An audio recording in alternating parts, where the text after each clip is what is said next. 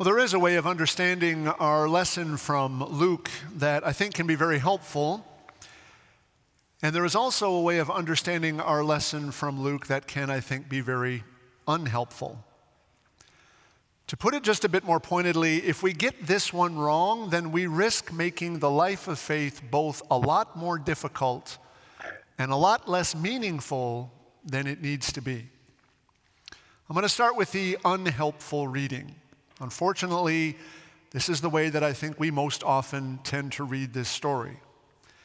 Martha is busy with her many tasks. Mary is sitting quietly at the feet of Jesus. And the moral of the story is that we should all be more like Mary and less like Martha. Stop being so busy. Stop wasting time on the busyness of worldly life and instead learn how to be quiet.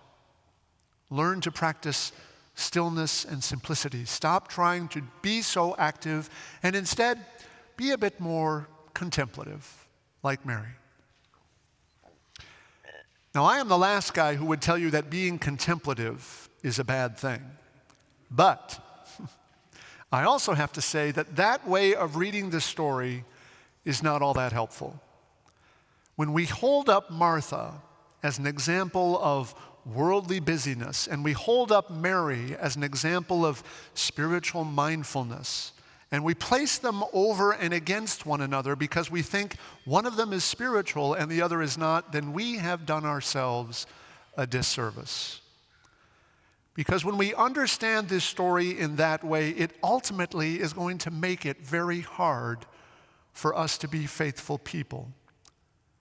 Because who really is able to separate themselves from the demands and the realities of everyday life? If the only chance that we have to be with Jesus happens when we're not doing anything else, then we are not going to have a very vibrant or a very satisfying life of faith. And that is because, of course, so much of our lives requires that we be busy, that we be active, sometimes very active. The contemplative life is all well and good. I'm partial to it myself. But there is stuff that needs to get done. Someone has got to do the kind of work that Martha was doing. So if we place a busy, active life over a quiet, contemplative life and suggest that only the still silence of the contemplative life allows us to be truly spiritual, we are setting ourselves up for spiritual failure and disappointment. If that is our approach to the life of faith, then God is going to be a means of escape. And then when other things inevitably intrude into life, as they always will, God will start getting squeezed out. If we approach our life with God in that way, then expecting we can be with Him only when we're quiet and still and not busy, then we'll be with God only once in a while. And then we'll be with God only once in a great while. And then we'll be with God maybe at Christmas and Easter. And then we'll look around and we'll wonder where God went. So thinking that Martha's problem was that she was too busy and too active may be a less than helpful way of thinking about this story. But if the problem is not busyness and activity per se, what then is the issue? I think the problem that Jesus identifies has to do with what he actually says to Martha. You are worried and distracted. It's not that Martha was busy, it's that her busyness had overwhelmed her. In the midst of all of her efforts and all her activity, Martha had lost sight of the one thing that would have enabled her to stay focused in the midst of all the activity. And that one thing was sitting right in front of her. That one thing was not an idea or a principle or a value or a practice. That one thing was a person. That one thing was a relationship that not only connected Martha to God, it also connected her to Mary and to everyone else in that room. And it even connected her to herself and the work that she was doing. So if you find yourself to be something of a Martha, someone for whom being active makes more sense than does being still and silent, don't worry about it. But be mindful not to allow your tendency towards activity to distract and worry and overwhelm you from the one thing that is needful. And if you find yourself to be something of a Mary, someone for whom being quiet and contemplative makes more sense than does scurrying around all the time, don't assume that you've got the inside track on the life of faith. Be mindful not to allow your tendency towards stillness and silence to distract you from the one thing that is needful, because the contemplative life has at least as many distractions as does the active life. Our lives are such that we need to be both. There are times when it is necessary for us to be active, and there are times when it is necessary for us to be more contemplative. What we should not do is assume that one of those is spiritual and the other is not, or that one of those is faithful and the other is not. Instead, we need to cultivate our awareness of the one thing that is needful at all times, so that whether we are quiet or surrounded by noise, whether we are in motion or at rest, whether we are overburdened or at complete liberty, we will not be worried or distracted. And if we need an example of how to do that, we need not look either at Mary or at Martha. We need look no further than Jesus himself.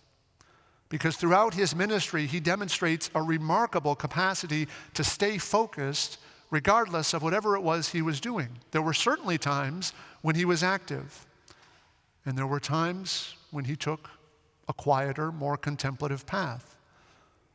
There were times that he would devote himself entirely to being with crowds of people, teaching and healing and engaged in the controversies of his day, and then he would draw apart to be with those closest to him. Then there were times when he would withdraw to be alone, and he would go for days without seeing anyone. There were times when he knew that a particular situation demanded all of his attention, and he would devote himself entirely to the work that was before him. And then there were times when he would do nothing except wait in silence for a sense of direction. Jesus was able to move back and forth between being active and being contemplative at a moment's notice, because the one thing he never seems to have been was worried or distracted. There were times when he was in need. There were even times when he was afraid.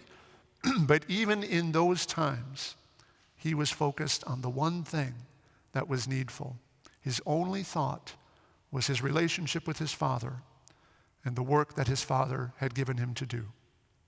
And because he never lost sight of that, because he always thought of himself in light of his relationship with his Father, wherever he was, whatever he was doing, whatever the circumstances, he was always right where he needed to be, doing the one thing that was necessary. So in order for us to do that, in order for us to practice that kind of faithfulness, we have to be ready to see ourselves and to see our lives entirely in light of our relationship with him. And this is where the rubber starts to hit the road. Because more often, I think we are inclined to treat our lives the same way that we treat the story of Martha and Mary. We imagine that there are some spiritual parts of our lives and some unspiritual parts of our lives, and we do our best to try and balance them out. Today, Jesus is calling us to something different. Today, Jesus is calling us to see all the parts of our lives in light of one thing, namely in light of himself and the life that he offers. We are invited to offer him our activity and our labor, and we are invited to offer him our rest and our quiet.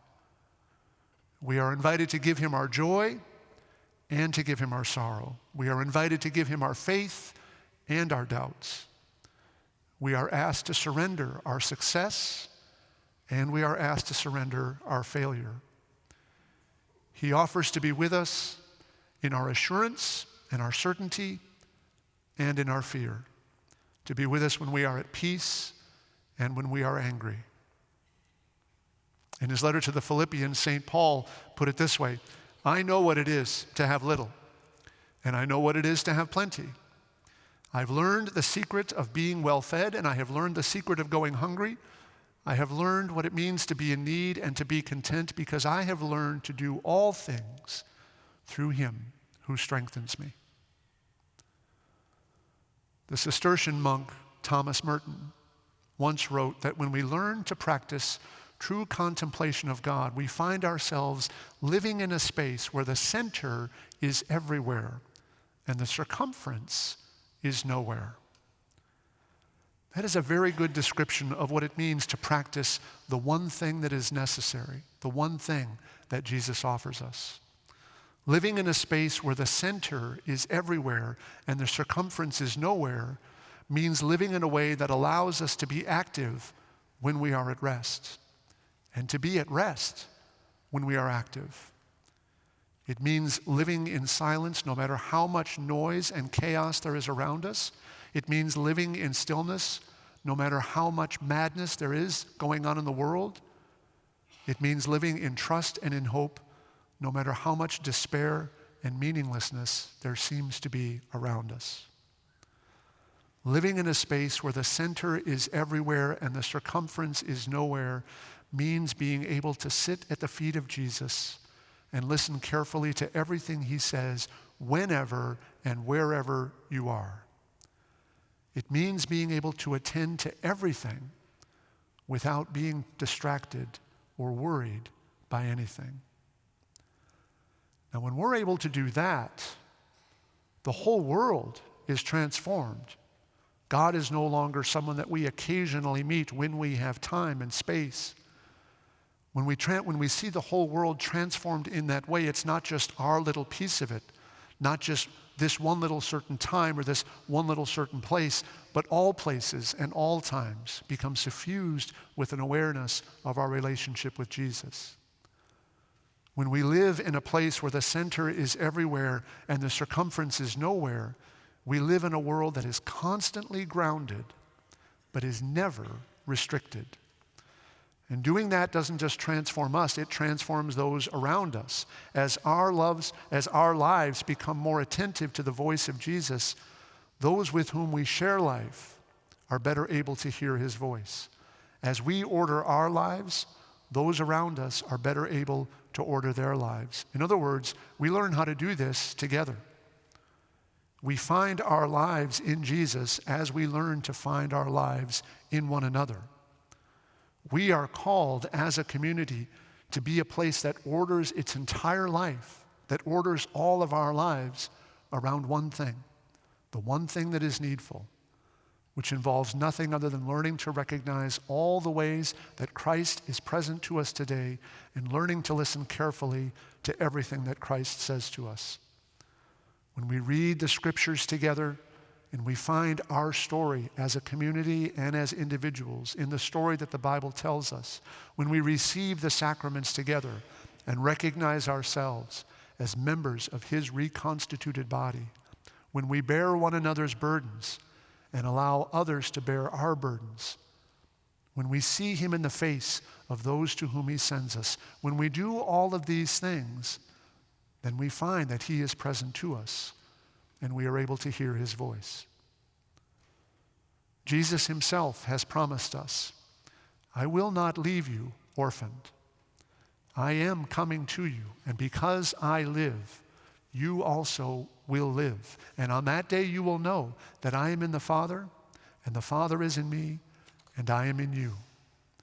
And those who love me will keep my words. They will listen to my voice, and my Father will hear them and will love them. And we will come to them and make our home with them. Choose this day the better part, for you will find when you do so that it will never be taken away from you, and he will be with you always.